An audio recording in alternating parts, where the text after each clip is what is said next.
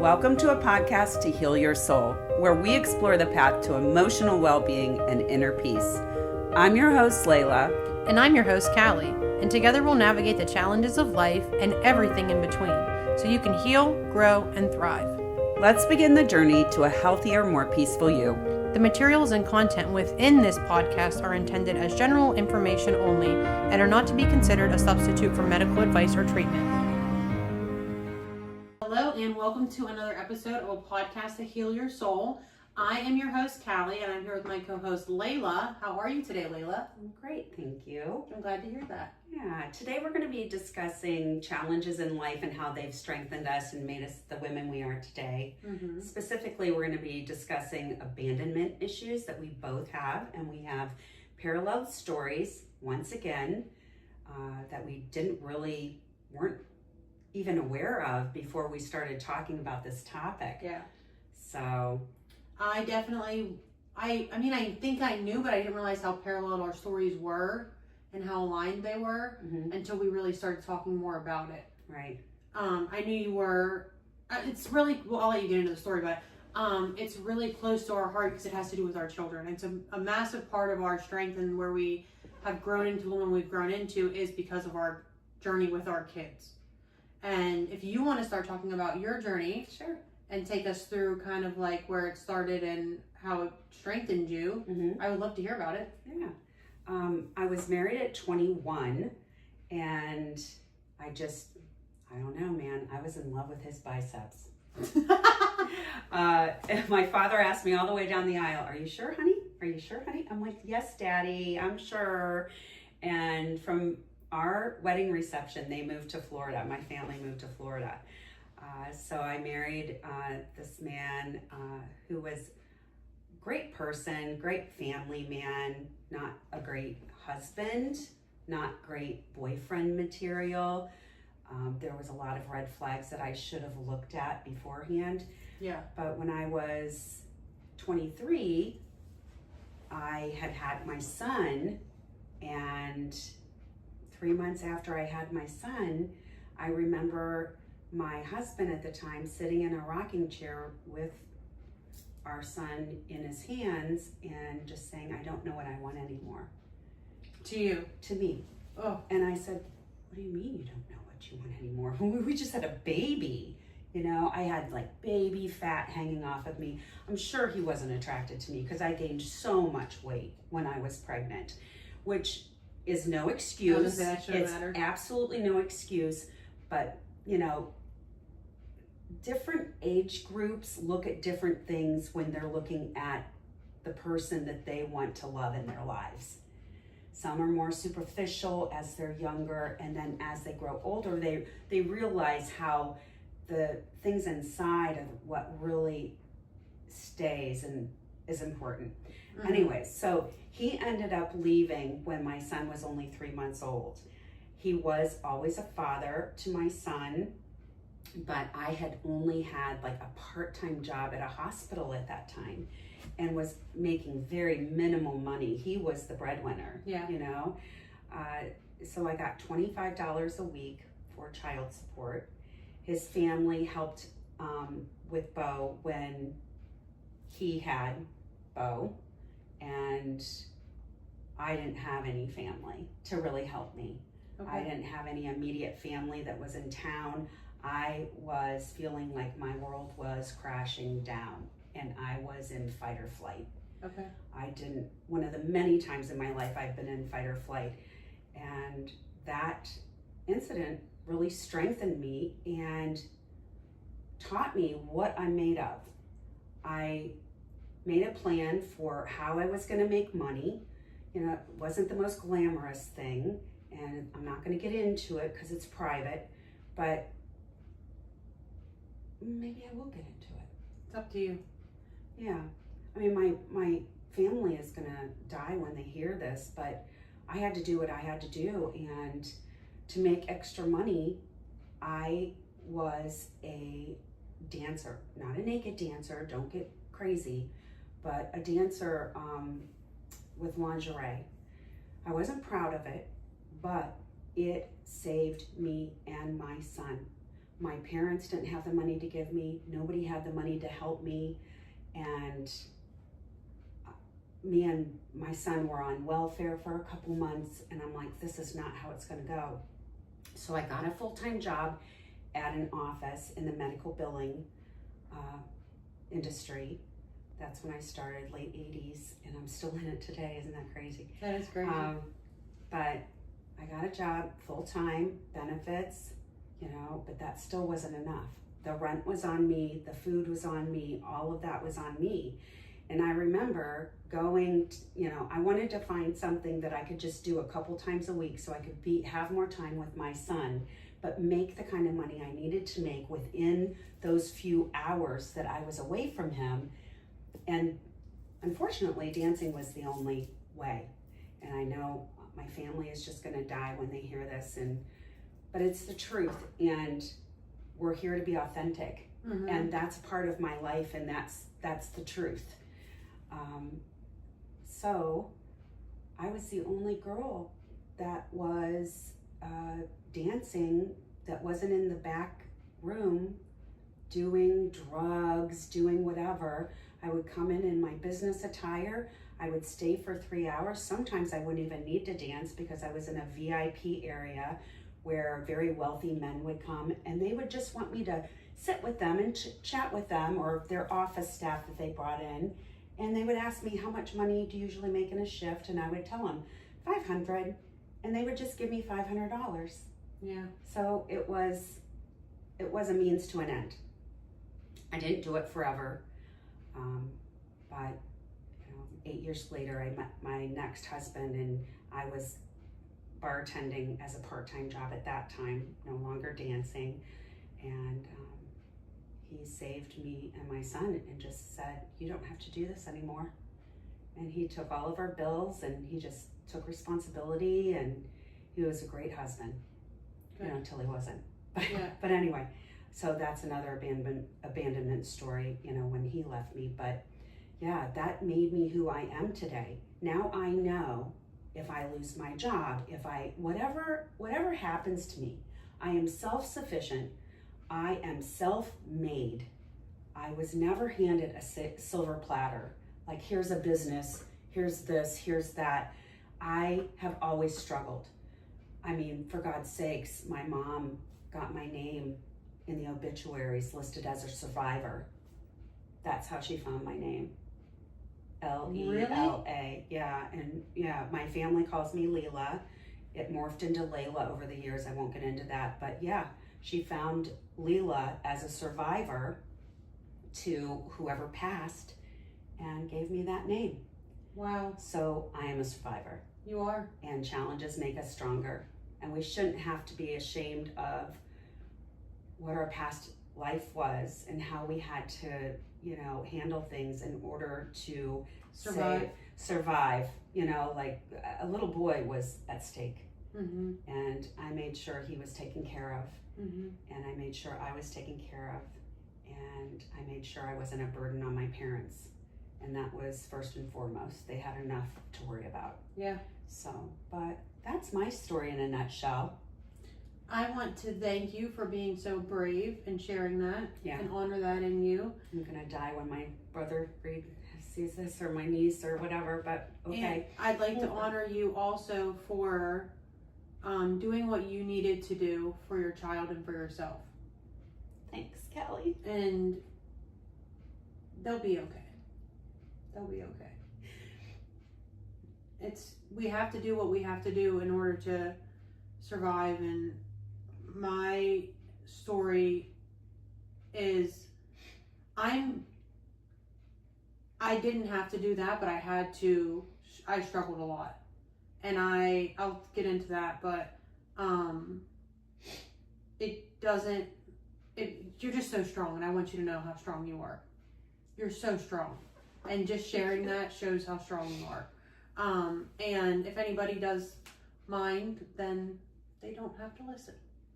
This podcast is about being honest and authentic, and we can't heal if we die with our secrets. Exactly. So yeah, I'm super proud of you, and Beau's turned out to be an amazing man. Yes. And an amazing father, and you've done a great job. And I know you had your ex-husband that was in his life. Is he still in his life? Oh, absolutely. Okay, good. Yeah. He's very close to his father's side. And I mean, his Aunt Kate is really important. Your second ex-husband. Oh. Is he still in Beau's life? Oh, absolutely. Okay. He never had a biological child, so he really claims Beau. That's He's amazing. always been a great father figure to him. I love that. So I'm glad that you had that he had both of them, and that you had that moment where you could just take the weight off your shoulders finally. Yeah. He was my knight in shining armor. Yeah. Yeah. So, that's beautiful. But, and, I don't like to say but, and my story started when I was born. If you would believe that or not. Okay. Because my biological father, I talk about my dad a lot on the podcast, and I think I talked about how he had adopted us. My biological father, see, my mom would kill me if I told this, but now I'm just gonna do it. It's all about being authentic. Yeah. I share my secrets. Biological father was having an affair with my mom when my mom got pregnant with me. And it wasn't like a fling, it wasn't like a one-off. It was a romance where, from what I heard, he said for many years that he was going to leave, and then he didn't leave. And then at the same time, almost, I have a younger brother that doesn't know about me. At the same time, my mom got pregnant with me. A few months later, his wife got pregnant with their son. Oh, wow. And my mom realized he's never going to leave. Like, they were looking at houses and stuff like that. I mean, it was like it was a facade. A very intense facade that this man had to have put on for a long time. And I'm telling you that because my abandonment issues started literally in the womb, where I was being hidden and not like, oh, don't talk about who's Calli's dad is. Don't talk about how my mother got pregnant, this and that and other thing. And I was born, and my biological father was, I guess, at the hospital. I heard only because my aunt yelled at him. I'm not really sure if that's true or not. And told him that he needs to go to the hospital because they all work together in a restaurant that my biological father owned or ran. I'm not sure. But my mom left him after a bit, and he never tried to make contact with me. He never tried to have a relationship with me. I used to write him letters and have my mom send them to his attorney so he would give to him. I don't know if she ever sent them, but I would just write him letters and say, I just want to know who my dad is. I just want to know why you didn't want me. I used to think, like, if I was dead, he wouldn't even know if his child was dead. He wouldn't even know. And that haunted me for many, many, many years. And I had horrible abandonment issues from it. I had abandonment issues with my parents. If they would get mad and like walk out of the house, I would have a meltdown because I felt like, oh my God, they're leaving me just like my biological father left me, and then I would have it with relationships. If people needed space, I couldn't handle it because I was scared they were going to leave me. It's just a huge ripple effect that started from when I was a child, like a baby in womb. And then where our stories parallel is that I met my daughter's father, and we were together on and off that's a whole story, but we were together on and off for about a year. And then I got pregnant, and we were like engaged, and then we weren't engaged, and then I was pregnant, and then I didn't really know what was happening, but we were together on and off throughout the whole pregnancy. And then that just rehashed my abandonment issues because it was constant abandonment. It was constant, like, I'm leaving for 2 weeks, I'm coming back for a month. I'm leaving for a month, and I'm coming back for a week. And it was all back and forth all the time. Can I ask you a question? Yeah, why did I put up with that? I don't know. No. I mean, I'm not going to ask you that because we all put up with a lot. Yeah. It's all in what you can digest. Yeah. But when you say that I'm going to be here for 2 weeks and I'm going to be gone for 2 weeks, was that him telling you that I'm leaving you? and then I want to come back, or because I went through that too. Like Beau's father wanted to come back and forth and back and forth. So I just wanted. So essentially, he would say, "I'm leaving. I can't do this. I'm done," and then he would leave and go and do whatever he was doing for a week or two, and then, or maybe a month or a day or however long he felt like doing it, and then he would beg to come back. I'm so sorry, you're the only person I've ever been in love with, da, da, da, da. This lasted for so many years. I dealt with it before I was pregnant with her for a multitude of reasons, and then that were really important, but they're not personally related to me, so I don't want to talk about it. I dealt with it for a long time for many reasons, and then I got pregnant and I dealt with it because it was my child's father. And it wasn't like an accident that we got pregnant. I wanted to be a mom. I was so ready to be a mom. Mm-hmm. I was so ready to be a mom. I was 27. Not that there's an age limit, but I'd always wanted a child. Like, I was just ready. Right. And then he did the thing where he came and went throughout the whole pregnancy. And then he moved back in like about a month before she was born.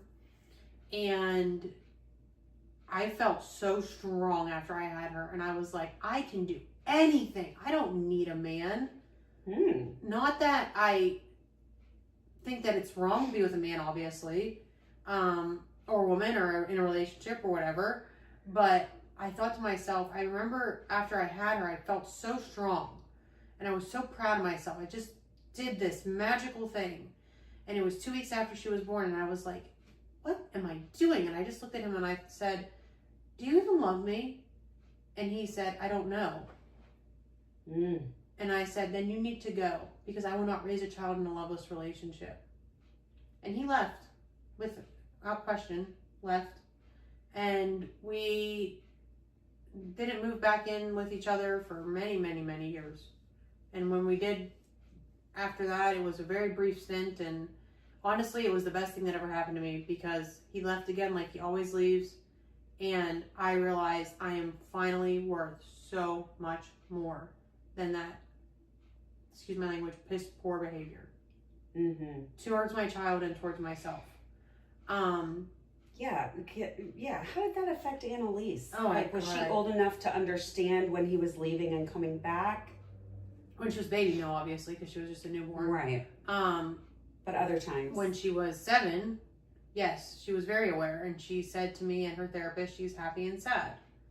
And she's sad because her daddy's not there, and he left again because it happened. And I know people are going to be like, blame me and say, why would you do that to your child? Because it's my child's father, and I just wanted the best for him, and I just wanted the best for her, and I genuinely believed in the person that I thought he was and could be, and that was a downfall on my part. But I did my best to make it work with her dad, because it's her dad, and I'm okay with that. Do you think you did that so that you didn't have to look back and say, what if? Yeah, I didn't try. Yeah. So I didn't have to look back and say, well, I didn't even try. Exactly. Because I got back briefly with Beau's dad at one point in time. And yeah, I just had to give it one more shot. But still, he just wasn't the person for me, for sure. Yeah. And like I said, I'm honestly, I don't know where the abandonment issues stopped, because I think just when I had her, after that moment of asking him if he loved me or not, and him saying he didn't know, I was just like over it. I didn't care anymore, because I knew I had my child, and we were always going to have each other. And I did what I had to do to survive too. I started a cleaning business where I took her with me to work every day, and carried her on my chest or my back and the little carrier thing, whatever those are called. And I hustled, man. I hustled for that first year of life, because she was with me. I had to pay rent. Thank God rent was cheaper where I'm from in my hometown than it is in Florida. But I worked hard. I didn't have anybody to help me either, because my parents were gone. They were traveling the country after they retired, and it was me and Annalise. And the bond that we developed over that time shaped the relationship that we will have for the rest of our lives. So, but something happened, and I don't fear being abandoned anymore. Maybe at times I'll be triggered, but the way I used to fear being abandoned, I don't fear it anymore, because, and I'm not saying to have a child to get over your abandonment issues, but No. I think you just need to find strength in yourself somehow, some way, and know that you are so worthy of so much love. And if the person that is abandoning you is not loving you in the way you deserve, it is not on you in any way, shape, or form. That is so true. That is so true. I know I had my last relationship that I had, we were living together, and I looked over at him and I asked him, do you see a future with us? And he goes, oh, I don't see a future with anybody. What are you talking about? I'm like, what are we doing here then? Mm-hmm. What exactly are we doing here? If you're living with somebody, your intentions are to see where that goes. Yeah. And in order to be with somebody like that, I feel you have to see a future, you know? So, yeah, abandonment issues come up for me a lot. I'm very triggered by it.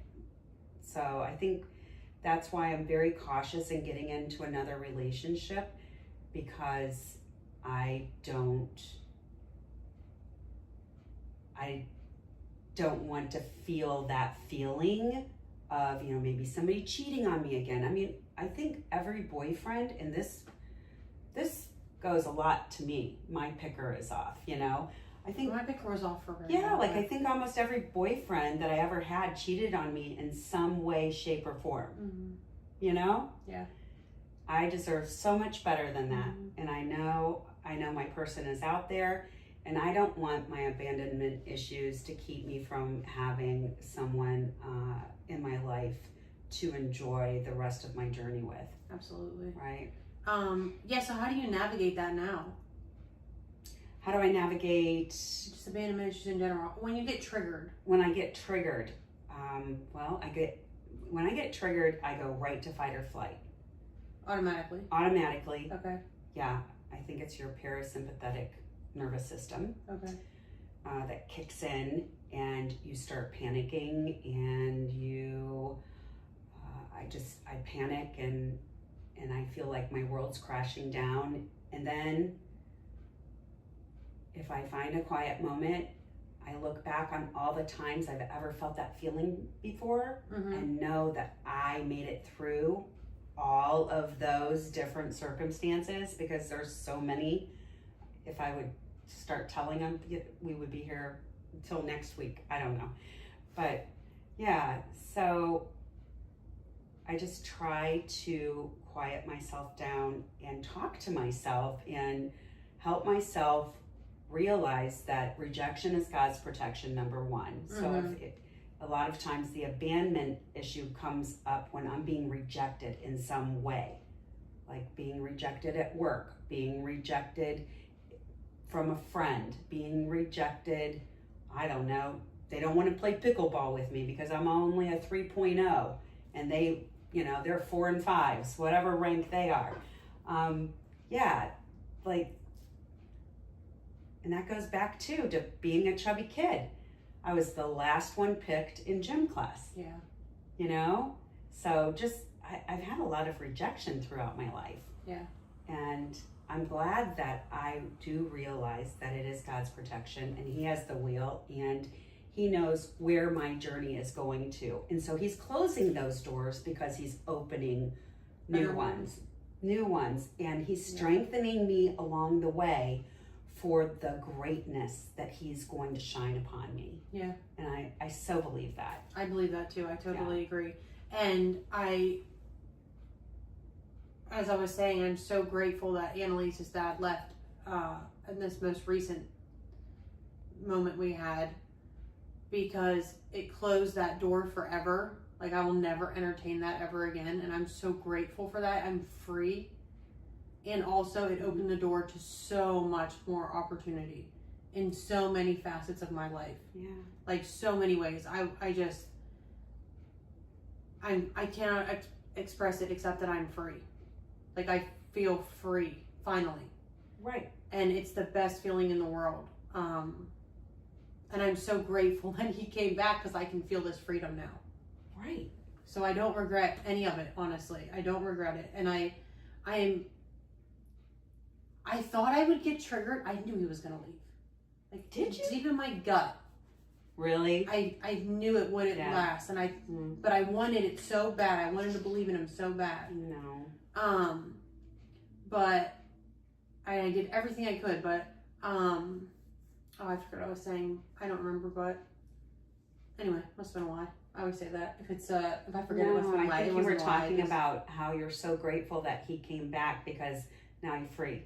Yeah. You know, now you're free. Now you know. Like, sometimes it takes what it takes for us to get over different circumstances in our life, different relationships, you know. Sometimes we're giving them more and more and more chances because we haven't had enough yet.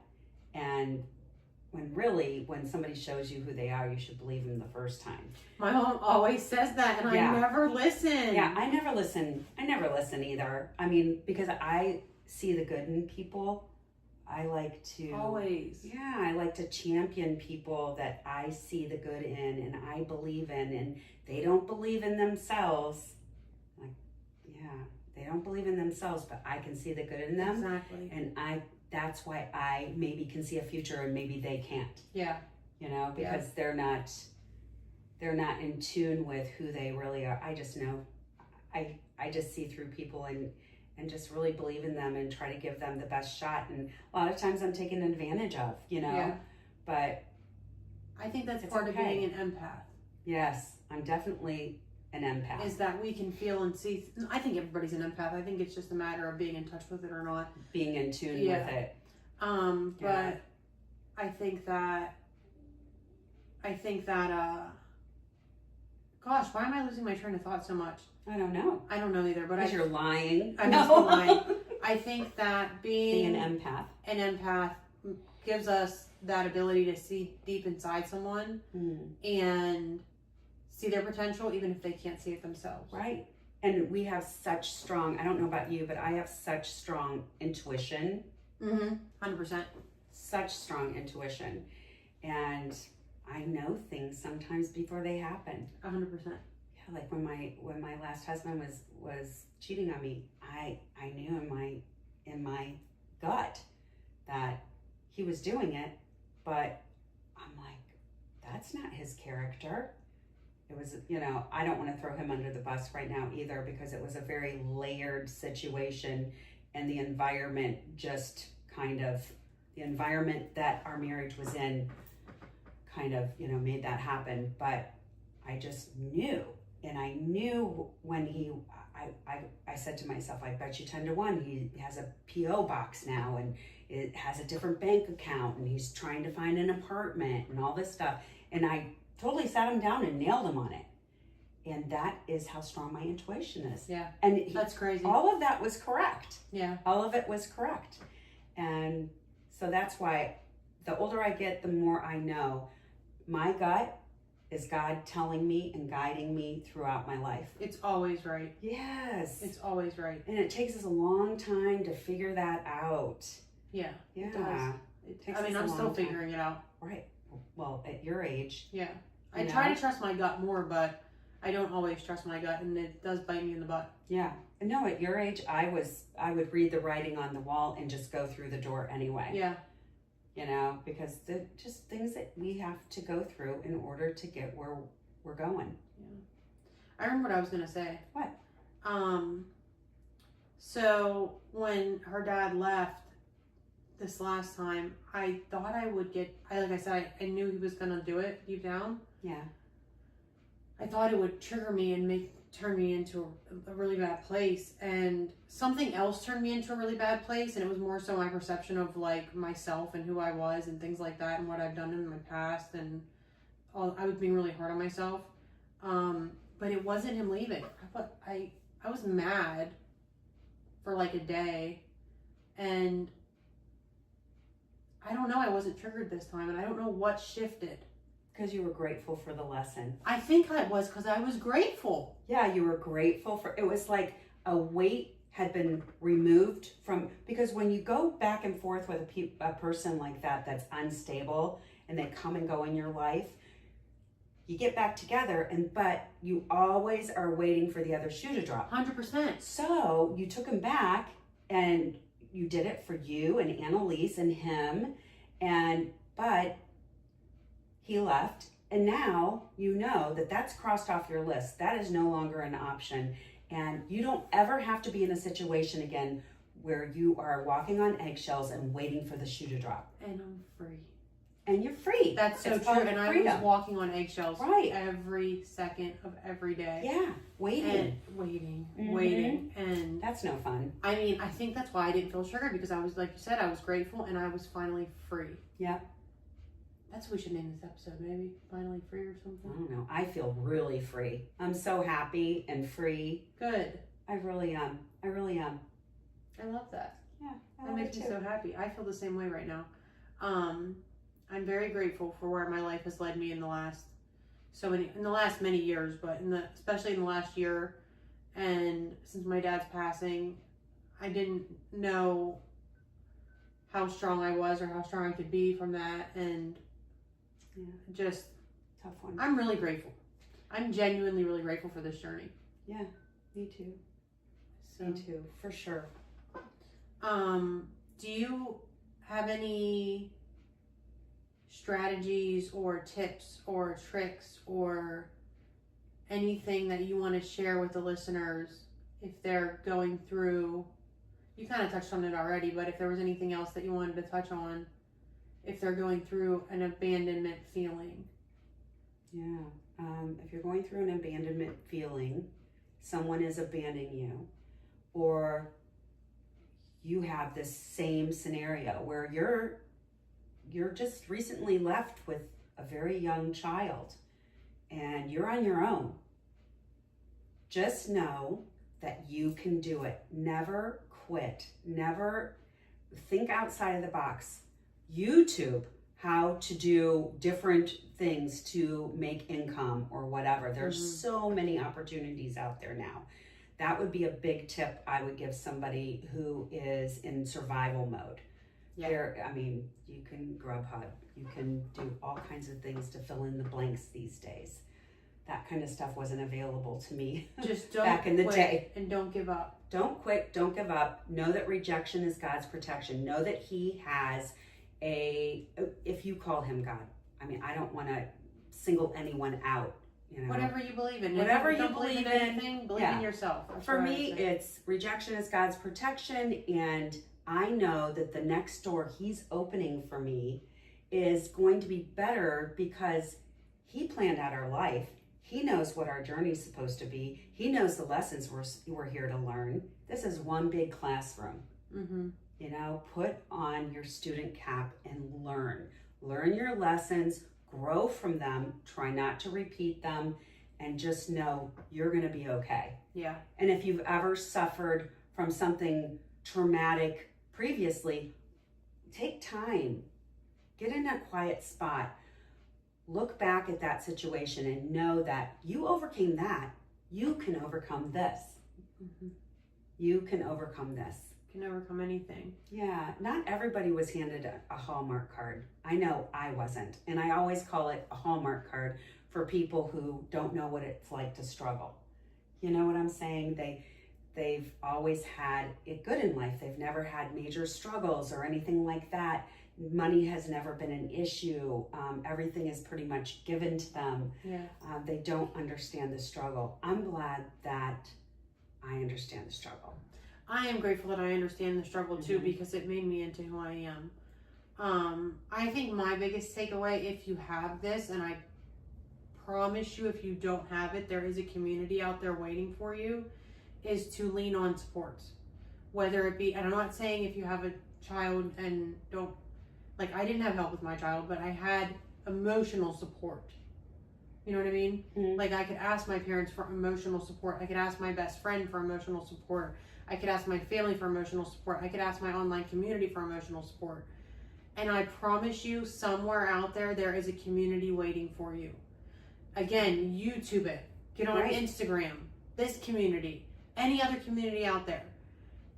Reach out for support. Do not be afraid to ask for help. And I'm not even saying like, hey, can you watch my kid? Even though that's okay to ask for help too. I'm saying, hey, I just need someone to hold space with me for a second. Right. Like, just be there and let me vent. I think that's so important, is that leaning on supports in times of abandonment, in times of struggle, in times of anything that makes you feel like you are not fully yourself, leaning on support and community is everything to me. Yes. Everything to me. If I didn't have my community, I wouldn't be here. I would not be here. If I didn't have, we'll get into that story another time, but if I didn't have my family when I was diagnosed with bipolar disorder, I would not be alive today. I would not, 100%. And I am so grateful for that. And we'll have an episode of that too, because Mm-hmm. there's a parallel there too. I have a brother with that. So yeah. So yeah, I'm grateful for everything. Right. Everything. Just don't give up. Just know that you're going to be stronger for it. And just, I don't know, just keep fighting that good fight, and do things for you. Do things to strengthen you. Don't try not to focus on the person, place, or thing that abandoned you. Mm-hmm. Do things for you. Turn inward and strengthen you. Spiritually, mentally, physically. All of those things are so important if you're going to get through it. Yeah, I agree with that. Definitely taking time to focus on yourself is super important. Yes. Super important. It's kind of like, you put the oxygen mask on first so you can help others. Yes. Right. 3,000%. Yes. Is there anything else that you wanted to touch on today? Or anything that we should have talked about that we didn't talk about? I think I'm good. Okay. I'm good. Okay. I'm really proud of you. I'm proud of you too. Thank you. Yeah. Hopefully my mom doesn't kick my butt, but no, I'm kidding. She won't. Yeah, I don't know, man. I don't know what's going to happen on Easter. Oh my gosh. This is right before Easter. Right? Oh. So, well, yeah. Hey, better out than in. Yep, this is true. Thank you for joining us for another episode of a podcast to heal your soul. Don't forget to like or subscribe or do whatever you need to do on whatever platform you're listening to. We greatly appreciate it, and we will see you next time. Bye, everyone. Thank you for tuning into this episode of a podcast to heal your soul. Remember, healing is a journey, not a destination. Every step, no matter how small, brings you closer to the peace you truly deserve. Don't carry your secrets to the grave. Let's talk about them and transform the world. Until next time, take care of your soul.